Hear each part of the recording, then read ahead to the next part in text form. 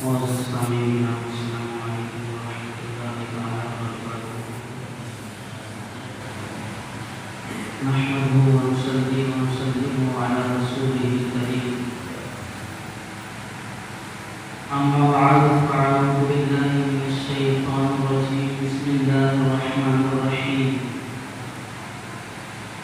انما الصدقات للفقراء والمساکین والعاملین علیہا والمؤلفة قلوبهم وفي الرقاب والغارمين وفي سبيل الله وابن السبيل فريضة من الله والله عليم حكيم۔ آمنت بالله صدق الله مولانا العظيم وصدق رسوله النبي الأمين المبين المتين الكريم، ونحن على ذلك لمن الشاهدين والشاكرين والحمد لله رب العالمين۔ انتہائی عقیدت اور محبت کے ساتھ اپنی اور ساری کائنات کے آقا و مولا حضور رحمت عالم نور مجسم طٰہٰ یاسین مزمل و مدثر جناب محمد رسول اللہ صلی اللہ تعالی علیہ وسلم کی مقدس مطہر و عظمت بارگاہ میں درود و سلام کرتے ہیں۔ انشاءاللہ کریں بڑی آواز بلند اللہم صلی علی سیدنا شفیعنا مولانا محمد وعلی الجود والکرم وآلہ الکرام النبی الکریم مبارک وسلم صلاۃ و سلام علیک یا رسول اللہ صلی اللہ تعالی علیہ وسلم۔ گزشتہ جمعہ کو میں نے آپ کے سامنے زکوٰۃ کی فرضیت اور اس کی اہمیت کے تعلق سے گفتگو کی تھی کہ زکوٰۃ اسلام کا ایک اہم رکن ہے اور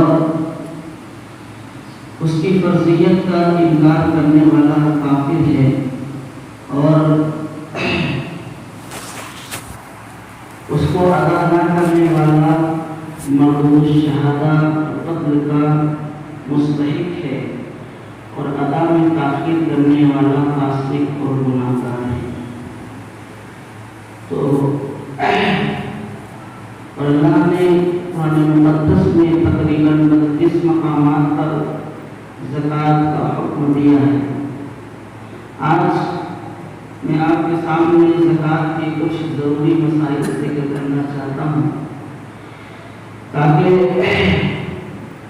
ہر بندہ جس پر بھی زکوٰۃ فرض ہو رہی ہے وہ وقت سے پہلے زکوٰۃ ادا کرے۔ آپ نے سنی لیا کہ جو لوگ زکوٰۃ ادا نہیں کرتے ہیں اللہ رب العزت ان کو جو ہے کتنا سخت عذاب دے گا۔ کل بروز قیامت ان کے مالوں کو جہنم کی آگ میں تپا کر پھر ان کی پیٹھوں کو، ان کی کروٹوں کو، ان کی پیشانیوں کو داغا جائے گا۔ اور آقا کریم صلی اللہ علیہ وسلم نے یہاں تک ارشاد فرمایا کہ کوئی روپیہ دوسرے روپیے پر نہیں رکھا جائے گا۔ مثال کے طور پر اگر 1 لاکھ روپیہ ہے، اب اس کے اگر آپ سکے فرض کر لیجیے تو ہر سکہ الگ الگ داغ دے گا، یعنی انسان کا جسم اتنا بڑا کر دیا جائے گا، اتنا بڑا کر دیا جائے گا کہ ایسا نہیں ہے کہ 1 روپیہ دوسرے روپیے پر رکھ کر داغے گا، ہر روپیہ الگ الگ داغے گا، ہر روپیہ الگ الگ داغے گا۔ اتنی سخت سزا ہے زکوٰۃ نہ دینے والی، اتنی سخت سزا ہے۔ معزز سامعین، یاد رکھیں کہ زکوٰۃ 3 طریقے کے مالوں میں واجب ہے۔ ایک ثمن ہے یعنی سونا چاندی، ایک مال تجارت یعنی تجارت کا مال، اور ایک سائمہ یعنی وہ جانور جو چرائی پر چھوٹے ہوئے جانور ہوتے ہیں ان پر بھی زکوٰۃ واجب ہے۔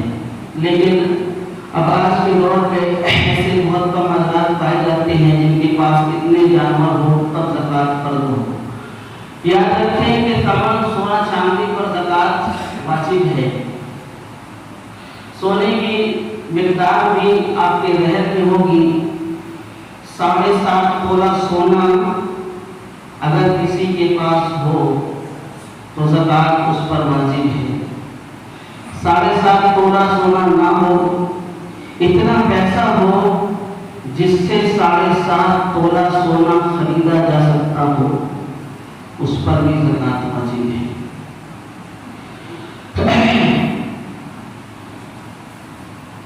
52.5 तोला चांदी अगर किसी के पास हो, उस पर भी ज़कात वाजिब है। चांदी ना हो, इतना पैसा हो जिससे 52.5 तोला चांदी खरीदी जा सकती हो, उस पर भी ज़कात वाजिब है। ज़कात वाजिब होने के लिए इंसान का आकिल बालिग मुसलमान होना ज़रूरी है, और उसके पास जो इतना माल हो वो उसकी हाजत असलिया के अलावा। हाजत असलिया में चंद चीज़ें आती है, जैसे उसके रहने के मकान में, उसके घरेलू सामान है, गाड़ी है, बाइक है, और घर में जो बर्तन वगैरह होते हैं, ये सामान है, ये हाजत असलिया में आते हैं। इनके अलावा अगर हाजत असलिया से अलावा अगर उसके पास माल हो तो उस पर ज़कात है। अब हाजत असलिया के अलावा उसके पास इतना माल है जिससे 52.5 तोला चांदी खरीदी जा सके, लेकिन अब उस पर कर्ज भी है। अब अगर कर्ज अदा करता है तो 52.5 तोला चांदी की मिकदार या उसकी रकम उसके पास नहीं बचती है, तो उस पर भी ज़कात नहीं है। यानी हाजत असलिया के अलावा उस पे कर्ज भी ना हो, तो अगर इतनी रकम है तो ज़कात उस पर वाजिब है, ज़रूरी है, अदा करना उस पर लाज़मी है। अब आमतौर से ऐसा भी होता है कि कभी 7.5 तोला सोना तो नहीं है, लेकिन 1 तोला सोना है या 2 तोला सोना है, और उसके पास 2-4 तोला चांदी है। अब 7.5 तोला सोना तो पूरा नहीं हो रहा है, न इधर 52.5 तोला चांदी है। अब इसके अलावा नकद पैसा भी कुछ नहीं है, तो अब इस सोने को जो है चांदी की तरफ फेरा जाएगा, यानी इस सोने को चांदी पर कर लिया जाएगा। अब देखा जाएगा कि इस सोने का जो अपन ने चांदी पर किया है, अब इससे 52.5 तोला चांदी खरीदी जा सकती है या नहीं खरीदी जा सकती। जाहिर सी बात है, सोने की कीमत ज्यादा है, बहुत ज्यादा है, तो अगर आप दो तोला भी सोना हुआ और 3 तोला आपके पास चांदी हुई और आप उसको चांदी की तरफ फेरेंगे तो 52.5 तोला चांदी का हिसाब पूरा हो जाएगा। ऐसी सूरत में उस पर ज़कात वाजिब है। इसी तरीके से अगर चांदी बिल्कुल नहीं है और सिर्फ सोना ही सोना है और कुछ नकद पैसा है, कुछ बजट है, तो अब उसको भी जो है इस तरफ फेर दिया जाएगा, तो ऐसी सूरत में ज़कात वाजिब है। हाँ, अगर ये सूरत है कि अगर सिर्फ सोना ही है और 6 तोला सोना, सिर्फ सोना ही है और अलग से कोई रुपया भी नहीं है, अलग से कोई चांदी भी नहीं है, अलग से कुछ नहीं है, तो अब इस सूरत में इस पर ज़कात वाजिब नहीं होगी, क्योंकि 7.5 तोला सोना होना चाहिए था। अगर कुछ नहीं है तब, और अगर पैसा है तो अब उसको इस तरफ फेर दिया जाएगा। तो बहुत सारे लोग हैं जिनके पास जो है सोना चांदी होता है, यानी उनकी घरों में औरतों के पास सोना चांदी होता है, तो जिन औरतों के पास सोना चांदी होता है अक्सर वही औरतें उनकी मालिक होती हैं। यानी जब शादी होती है तो अपने महके से उसको सोना चांदी मिलता है, वो उस सोने चांदी की वही मालिक होती है। ससुराल की तरफ से भी उसको कुछ सोना चांदी दिया जाता है, उसकी भी वही मालिक होती है। अगर उसको मालिक कर दिया जाए तो वही मालिक है।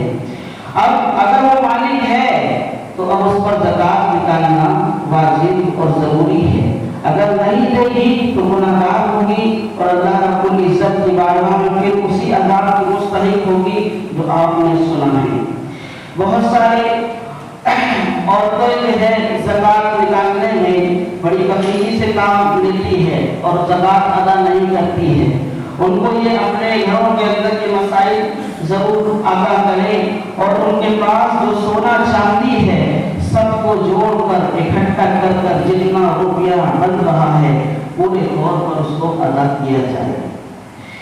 اگر بیوی کے پاس یا عورت کے پاس پیسہ نہیں ہے تو اس کی اجازت سے شوہر بھی اس کی زکوٰۃ ادا کر سکتا ہے.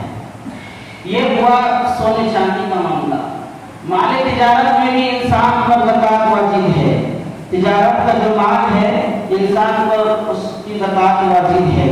کوئی کسی انسان کی کپڑے کی دکان ہے اور وہ کپڑا بیچتا ہے.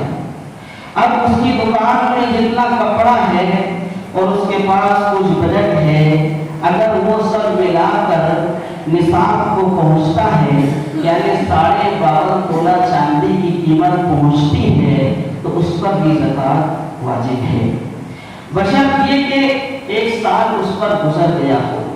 اگر وہ پچھلے سال بھی مالک نصاب تھا، اب اس سال جو ہے وہ مالک نصاب ہے اور اس کی دکان میں جتنا بھی سامان ہے تو وہ بھی جو ہے مال تجارت ہے، اس کو بھی زکوٰۃ میں جوڑا جائے گا. اسی طریقے سے انسان تجارت کرتا ہے تو بیچ میں کبھی پیسہ زیادہ ہو جاتا ہے کبھی کم ہو جاتا ہے، یہ چلتا رہتا ہے. تو اب بیچ میں جتنا پیسہ زائد ہوا یا کم ہوا اس کا اعتبار نہیں ہوا. اگر وہ پچھلے سال اس نے 15 رمضان مبارک کو زکوٰۃ نکالی تھی اور آج 15 رمضان مبارک کو زکوٰۃ نکالنا چاہتا ہے تو آج کا حساب لگائے گا کہ آج کی تاریخ میں وہ مالک نصاب ہے یا نہیں ہے. اگر آج کی تاریخ میں وہ مالک نصاب ہے تو زکوٰۃ نکالنا واجب ہے. اسی طریقے سے آج 15 تاریخ ہوئی اور آج زکوٰۃ نکالنے سے 1 منٹ پہلے اس کے پاس 1 لاکھ روپیہ اور آ گیا تو اب یہ 1 لاکھ روپیہ بھی اس مال میں جوڑا جائے گا اور اس کی زکوٰۃ نکالنا بھی اس پر واجب اور ضروری ہے. زکوٰۃ نکالنے سے پہلے جتنی بھی رقم زائد اس کے پاس آئے گی اس پر زکوٰۃ نکالنا واجب ہے. اسی طریقے سے جتنی بھی تجارتی کام کرنے والے لوگ ہیں، مرغی فارم ہے تو وہ جتنی مرغیاں ہیں اس کے جتنے انڈے ہیں ان پر بھی زکوٰۃ نکالنا واجب ہے. البتہ جو ٹینٹ ہاؤس کا کام کرتے ہیں ان کے ٹینٹ ہاؤس میں جتنا سامان ہے، دیگیں ہیں اور برتن ہیں ان پر زکوٰۃ واجب نہیں ہے. ان پر زکوٰۃ واجب نہیں ہے لیکن ان سے جو آمدنی ہوتی ہے اور وہ آج کی تاریخ میں پچھلے سال جس تاریخ میں زکوٰۃ نکالی تھی اسی تاریخ کے آنے کے بعد ان پورے مال پر زکوٰۃ نکالنا یہ ضروری اور واجب ہے. اتنی بات آپ نے سمجھی. اب زکوٰۃ کن لوگوں کو دینا چاہیے اور زکوٰۃ کن لوگوں کو دینا افضل ہے یہ بات اور سماعت کریں. اللہ جل جلالہ کو امن والوں نے قرآن حکیم میں ارشاد فرمایا انما الصدقات للفقراء والمساکین والعاملین علیہا والمؤلفۃ قلوبہم وفی الرقاب الی آخر الآیات. یعنی زکوٰۃ پہ جو مصرف ہے، زکوٰۃ جن لوگوں کو دی جائے گی وہ 7 طریقے کے لوگ ہیں. 7 طریقے کے لوگوں کو زکوٰۃ دی جا سکتی ہے. نمبر 1 فقیر کو زکوٰۃ دی جاتی ہے. فقیر شریعت کی اصطلاح میں کس کو کہتے ہیں؟ فقیر اس کو کہتے ہیں جس کے پاس اتنا مال نہ ہو کہ اس پر زکوٰۃ فرض ہو. اگرچہ اس کے لیے اس کے پاس رہنے کا مقام ہے، پہننے کے لیے کپڑے ہیں، کھانے کھانے کے لیے اس کے سامان ہیں، لیکن اتنا مال نہیں ہے کہ اس پر زکوٰۃ فرض ہو. یعنی 52.5 تولہ چاندی کا وہ مالک نہیں ہے، نہ اس کے پاس اتنی قیمت ہے، اس کو زکوٰۃ دی جا سکتی ہے. نمبر 2 مسکین. مسکین وہ شخص ہے جس کے پاس نہ رہنے کا مکان ہو، نہ پہننے کے لیے کپڑے ہو، 1 روپیے کا محتاج ہو. اگر وہ مسلمان ہے اس کو زکوٰۃ دی جائے گی. نمبر 3 غارم. غارم وہ شخص ہے جس کے اوپر بہت زیادہ قرض ہو، جس کے اوپر بہت زیادہ قرض ہو تو اب اس کو بھی زکات دی جا سکتی ہے. اتنا قرض ہے کہ اب وہ جو ہے اس کو ادا کرنے میں قاصر ہے، اس شخص کو بھی زکات دی جا سکتی ہے. نمبر 4 نقاب. پہلے زمانے میں غلام اور باغیاں چلا کرتی تھی، تو غلام اپنے آقا سے لکھوا لیا کرتا تھا کہ میں اگر آپ کو اتنا پیسہ دے دوں تو آپ مجھے آزاد کر دینا. اسے غلام مکاتب کہا جاتا ہے. تو اب تو وہ نہیں ہے.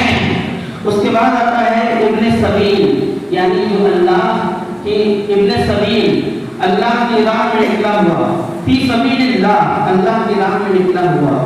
یعنی اگر کوئی شخص جہاد کرنا چاہتا ہے اور اس کے پاس جو ہے زیادہ راہ نہیں ہے، سواری کا سامان نہیں ہے، اس کو بھی زکات دی جا سکتی ہے. فی سبیل اللہ میں جو ہے وہ طالب علموں کو بھی آتے ہیں جو علم دین حاصل کرنا چاہتے ہیں، لیکن ان کے پاس جو ہے زیادہ راہ نہیں ہے، ان کے پاس اپنی خرچ کا سامان نہیں ہے، ان کو بھی زکات دی جا سکتی ہے. ابن سبیل یعنی مسافر، اگر مسافر اگرچہ اس کے گھر پر بہت مال ہو، لیکن اگر وہ راستے پر ہے اور اسے پیسے کی ضرورت ہے، پیسہ ختم ہو گیا ہے، تو اب اس کو بھی اتنی زکات دی جا سکتی ہے کہ جتنے سے اس کا کام ہو جائے، یعنی اپنے مکان تک وہ پہنچ جائے، اس کو بھی زکات دی جا سکتی ہے. اب زکات کن لوگوں کو دینا افضل ہے؟ تو ہمارے علماء فقہاء کرام نے ارشاد فرمایا کہ سب سے پہلے زکات اپنے رشتہ داروں میں دی جائے.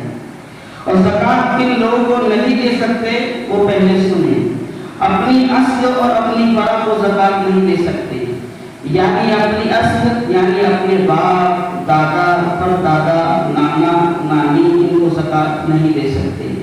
اپنی فرع یعنی بیٹے، پوتے، پرپوتے، نواسا، نواسی، ان کو بھی زکات نہیں دے سکتے. اسی طریقے سے شوہر بیوی کو زکات نہیں دے سکتا اور بیوی شوہر کو زکات نہیں دے سکتی. اب زکات کن لوگوں کو دینا افضل ہے؟ تو سب سے پہلے آپ دیکھیں کہ آپ کے اگر بھائی یا بہن اگر وہ اس لائق ہے تو ان کو زکات دیا جائے. یعنی یہ 7 چیزیں میں نے جو گنائی، فقیر یا مسکین، اگر وہ مالک نصاب نہیں ہے تو سب سے پہلے اپنے بھائی اور بہنوں کو زکات دینا یہ افضل ہے. ان کے بعد ان کے بچوں کو زکات دینا اگر وہ مستحق ہے تو ان کو زکات دینا افضل ہے. ان کے بعد اپنے چچا اور پھوپھیوں کو زکات دینا اگر وہ مستحق ہے تو افضل ہے. ان کے بعد اپنے خالہ یا ماموں کو زکات دینا اگر وہ مستحق ہے تو افضل ہے. اللہ رب العزت علیہ السلام نے ارشاد فرمایا کہ اللہ رب العزت اس شخص کا صدقہ قبول نہیں کرتا ہے جس کے رشتہ دار اس کے سلوک کے محتاج ہو اور وہ ان کے ساتھ سلوک نہ کرے بلکہ غیروں کو کرے، تو اللہ رب العزت اس کے صدقے کو قبول نہیں کرتا ہے، ان کی زکات کو قبول نہیں کرتا ہے. تو سب سے پہلے اپنے ان رشتہ داروں کو زکات ادا کی جائے. اس کے بعد جو ہے اپنے شہر میں جو لوگ مستحق ہو ان کو زکات ادا کی جائے. ایک مسئلہ اور یاد رکھیں کہ بعض حضرات ایسا کرتے ہیں کہ اپنے باپ سے وہ حساب جوڑ کر زکات کا پیسہ الگ نکال لیتے ہیں. اب نکالنے کے بعد وہ یہ کرتے ہیں کہ جب کوئی فقیر ان کے دروازے پر آتا ہے، کوئی حاجت مند ان کے دروازے پر آتا ہے، وہ اس میں سے نکال کر دیتے رہتے ہیں.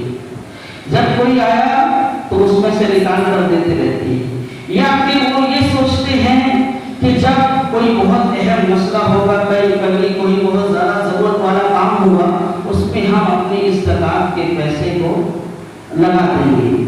یاد رکھیے کہ یہ زکات کا پیسہ آپ نے نکال کر الگ کیا، ابھی یہ زکات ادا نہیں ہوئی جب تک کہ آپ اس کو یہ کسی فقیر کو اس کا مالک نہ بنا دیں، جب تک یہ زکات ادا نہیں ہوئی.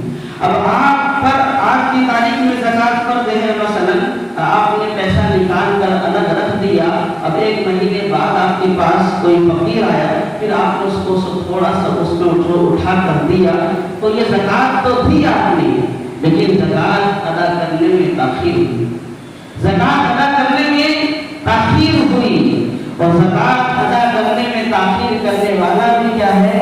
گنہگار ہے، مغروب الشہادہ ہے، وہ تاخیر کرنے کی بنیاد پر گنہگار ہوگا۔ تو اب جو لوگ ایسا کرتے ہیں ان کے لیے آسان چیز ہے، اگر وہ ایسا ہی کرتے ہیں کہ ان کے ذہن میں یہی ہے کہ ہم بہت اہم کام میں زکوٰۃ کا پیسہ صرف کریں گے، تو ان کے لیے ضروری ہے کہ وہ پیشگی زکوٰۃ نکالیں، یعنی آئندہ سال جو رمضان آنے والا ہے، اب اس سال وہ زکوٰۃ جو نکالیں گے وہ جو ہے ابھی ہی اس پیسے کا حساب نکال کر رکھ لیں، مطلب اس کو زکوٰۃ کا پیسہ الگ نکال کر رکھیں، پھر پورے سال کسی کو دیتے رہیں، جب وہ تاریخ آ جائے جس میں جو ہے ان کو زکوٰۃ دینا تھا، اگر کچھ پیسہ بچتا ہے تو فوراً ادا کر دیں۔ تو اس طریقے سے جو ہے وہ گنہگار بھی نہیں ہوں گے، اور ان کے ذہن میں جو بات ہے کہ کسی اہم کام میں دیں گے وہ بھی پوری ہو جائے گی۔ اللہ رب العزت مجھے اور آپ کو سب کو احکام شرع